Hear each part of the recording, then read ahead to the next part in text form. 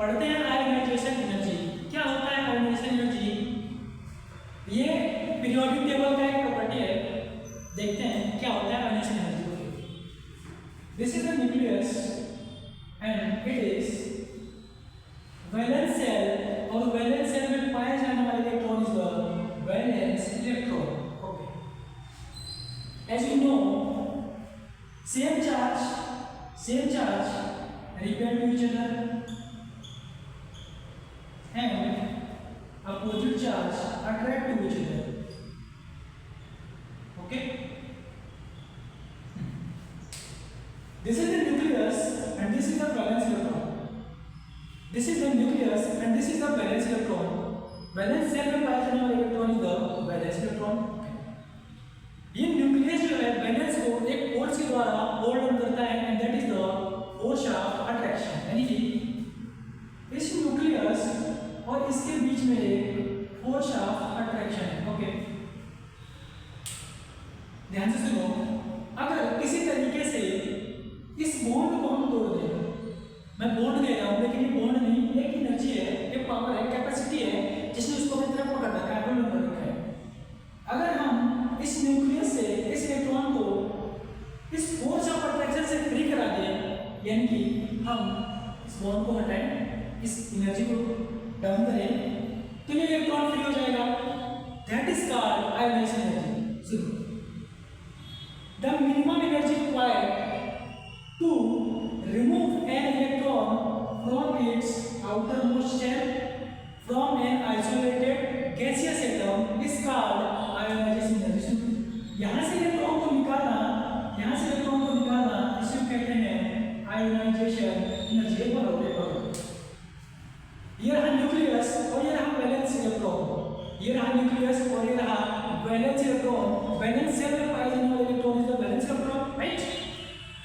इस न्यूक्लियस ने इस वैलेंस इलेक्ट्रॉन को होल्ड ऑन कर रखा है फोर्स ऑफ अट्रैक्शन से। क्यों? क्योंकि दोनों अपोजिट चार्ज है, ये रहा न्यूक्लियस और ये रहा इलेक्ट्रॉन। न्यूक्लियस चार्ज पॉजिटिव होता है और इलेक्ट्रॉन नेगेटिव चार्ज होता है, दोनों आपस में दूसरे से फोर्स ऑफ अट्रैक्शन से होल्ड हो रहे हैं। अगर हम किसी तरीके से इसके बीच का जो अट्रैक्शन है इसको हटा दें तो इलेक्ट्रॉन को फ्री कर सकते हैं, इस इलेक्ट्रॉन को हम फ्री कर सकते हैं।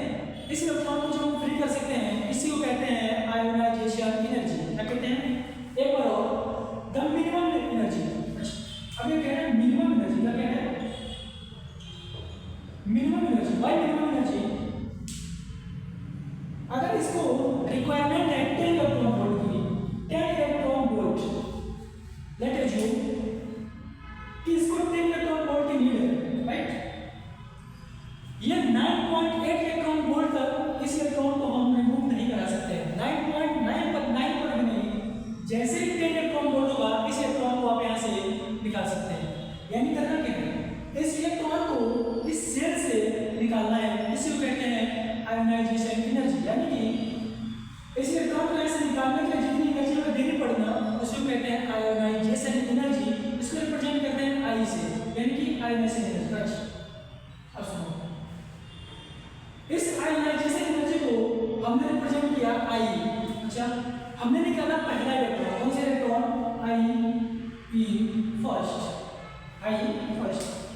यानी कि हमने पहला इलेक्ट्रॉन निकाला तो हमने इसको रिप्रेजेंट किया आई ई फर्स्ट। सर, हमें उसके बाद एक और इलेक्ट्रॉन निकालना है, यानी कि दूसरा इलेक्ट्रॉन निकालना है।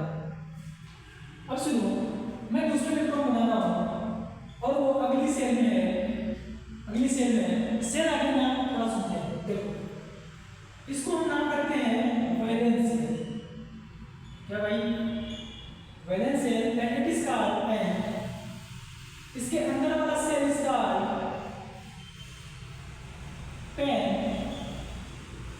Ultimate shell, M-A-N-T-E, penultimate shell and it is N-1।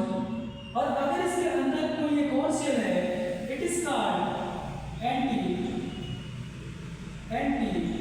Pen ultimate and it is N-2।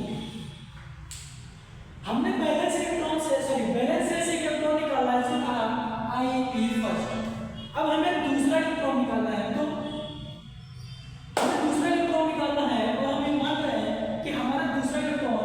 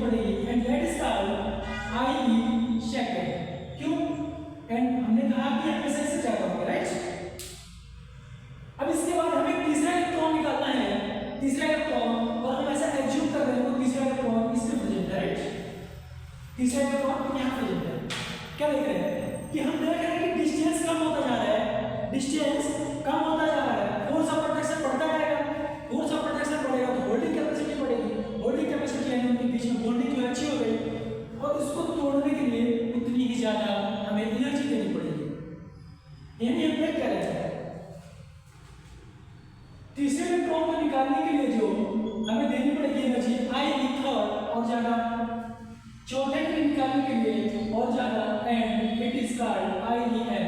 इसको कहते हैं, it is called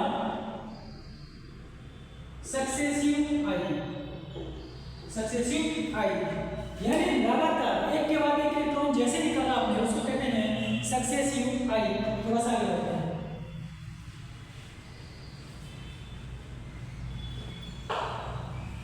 Okay, as you know, it is neutral atom, it is neutral atom। अगर इसके अंदर से हम एक electron निकाल रहे हैं, जैसा कि हम आयनाइजेशन एनर्जी में कर रहे थे, यानी कि क्या था, वैलेंस शेल से एक इलेक्ट्रॉन निकाल रहे थे, उसी को हम आयनाइजेशन एनर्जी कह रहे थे, राइट। ये न्यूट्रल एटम है, इसको हम पैरेंट एटम भी कहते हैं, पैरेंट एटम, राइट। इसको हम पैरेंट एटम कह रहे हैं, इससे हमने एक इलेक्ट्रॉन निकाला, राइट।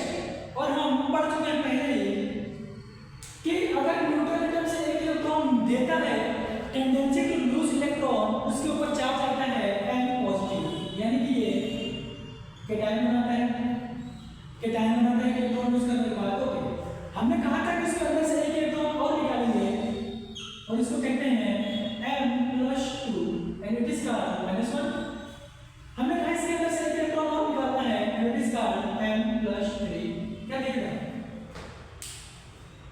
इलेक्ट्रॉन को लूज करने के बाद इसके ऊपर चार्ज जो आ रहा है प्लस प्लस प्लस, ये पहले ही पढ़ चुके हैं कि न्यूट्रल एटम अपने ऊपर से जब अपने अंदर से इलेक्ट्रॉन निकालता है तो उसके ऊपर चार्ज आता है पॉजिटिव, उसको कहते हैं केटायन, राइट, उसको कहते हैं केटायन। और सुनो, हमने जो पहला इलेक्ट्रॉन निकाला है इसको हमने नाम दिया था IE फर्स्ट, यानी सो दूसरा इलेक्ट्रॉन निकाला है इसको कहते हैं IE2, तीसरा निकाला है इसको कहते हैं IE3। क्या देखते हैं, न्यूट्रल एटम से शुरू किया हमने और केटायन बनाते जा रहे हैं। क्या बनाते जा रहे हैं, केटायन। एनसीईआरटी क्या लिखती है कि आयोनाइजेशन एनर्जी से एक कंसेप्ट निकल के आता है पॉली चार्ज, जिसको कहते हैं पॉली केटायन। क्या कहते हैं, पॉली केटायन फॉर्मेशन। अरे पॉली मतलब एक से ज्यादा, केटायन यानी उसके ऊपर जो चार्ज है वो एक से ज्यादा दिखेगा, क्या +2 +3 and so on, right. NCERT में लिख रखा है। ओके, एनसीईआरटी में क्या और लिख रखा है, the unit of ionization energy, the, इसके नीचे लिख रहा हूं मैं, the unit of ionization energy is equal to kilojoule mole inverse.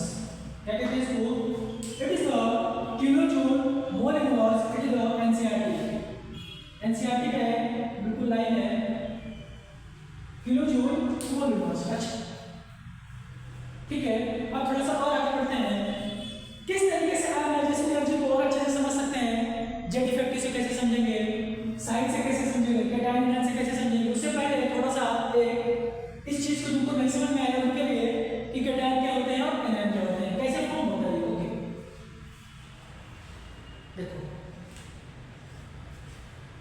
ये रहा न्यूट्रल एटम। अगर ये अपने अंदर से एक इलेक्ट्रॉन लूज कर रहा है, इट इज फॉर्म M+। ये रहा न्यूट्रल एटम, और ये अगर एक इलेक्ट्रॉन गेन कर रहा है, it form M-। It is called anion, it is called, and it is called cation, right? It is called cation, it is called parent atom। इसको क्या बोला हमने, parent atom, इसको क्या बोला, parent atom। ओके, तो हमसे ये क्वेश्चन पूछा जा सकता है, कि why the ionization energy, यानी कि या फिर आयोनाइजेशन कंसेप्ट से केटायन फॉर्म होता है या फिर एनायन। तो आंसर जाएगा हमारा कि आयोनाइजेशन एनर्जी से हम केटायन की फॉर्मेशन करते हैं, राइट। ओके, अगला आगे देखते हैं।